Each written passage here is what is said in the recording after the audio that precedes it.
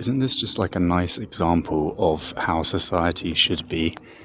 When you think of these things, this is like in the center of a relatively large city for Kazakh standards. It's Oskamen in East Kazakhstan, which is sort of like population-wise similar to a middle-sized or large town in the UK, you could say. I think it's like 350,000 or something like that.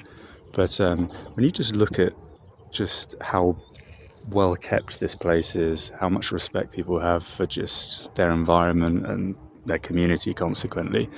And if you then placed this in a city in the UK, and we have parks, of course, in the UK where there is trash everywhere, there'll be junkies, drug addicts, homeless people sleeping and begging and stealing, primarily ethnic people not of British origin, quite frankly, responsible for the vast majority of crime, as is the case everywhere in North America, Australasia, and most of the European Union now.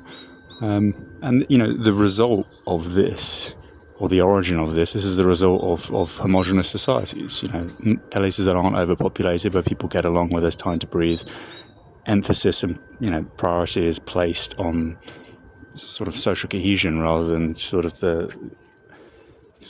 I don't want to use the word capitalist, but the sort of materialist and consumerist values that are kind of solidified into Western culture at the moment, and artificially so. It's not because the cultures themselves desire this sort of, you know,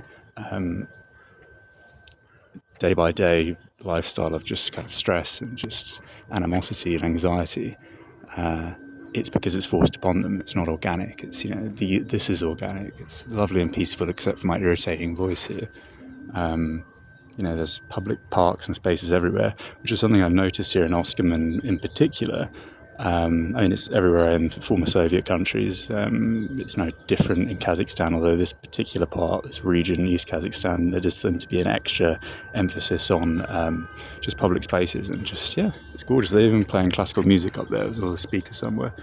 So I just thought that'd be interesting for people to see what it's like when you remove sort of, you know, the Judaic tyranny from the equation. Not that it hasn't settled here in Kazakhstan as well, but it's obviously taken hold and it's decimating and destroying the West. Well, it has destroyed the West now.